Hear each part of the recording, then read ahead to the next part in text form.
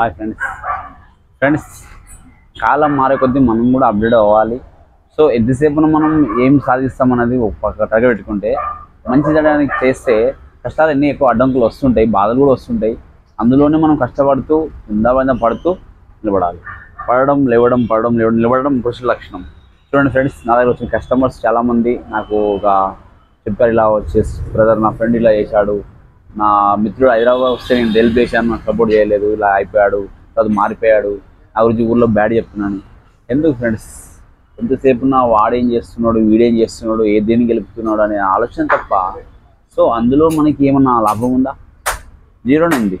వాడు ఎదిగినంటే వాడిని సపోర్ట్ చేద్దాం, అంతేగాని వాడి గురించి మనం ఎంతసేపు ఆడే ఇట్లా చేస్తున్నాడు అట్లా చేస్తుండు అని చెప్పుకోవడంలో ఉపయోగం ఏమైనా ఉందా?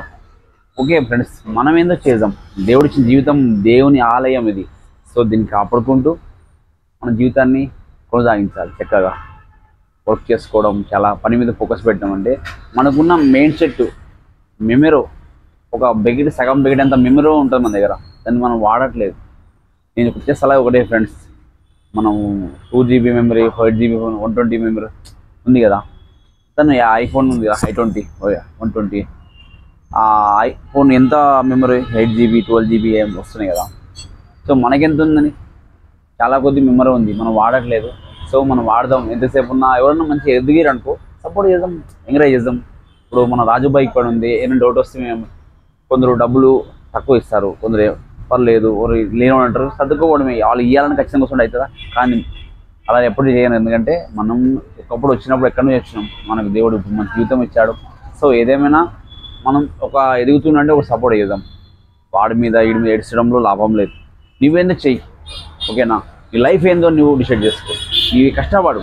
ఈ లైఫ్లో దేవుడు ఏదో రోజు మంచి రోజు వస్తుంది. చెడు రోజులు అంటే ఎప్పుడు ఉండవు. లైఫ్లో ఎంత కష్టపడతాం అంత సుఖపడతాం. లైఫ్ అంటూ ఒకటి అందరికీ దేవుడు టైం ఇస్తాడు. సో టైం కోసం వేచి ఉందాం ఫ్రెండ్స్. అలానే మా రాజు బైక్ పైన కింద నెంబర్కి కాల్ చేయండి. నేను డౌట్ వస్తే ఎక్స్ప్లెయిన్ చేస్తుంటాను మీకు వెహికల్ గురించి. సో ఏదైనా కానీ మైలేజ్ ఇలా రాలేదన్నా నేను మళ్ళీ షేర్ చేస్తాను. మీకు ₹1 ఖర్చు చేయకు, ₹1 తీసుకోకుండా మళ్ళీ షేర్ చేస్తాను నేను నా టాలెంట్ తోటి. ప్లీజ్ రండి, రాజు బైక్ పైన సపోర్ట్ చేయండి. అలా వెళ్తూ వెళ్ళిపోవడం కూడా. Thank you, bye.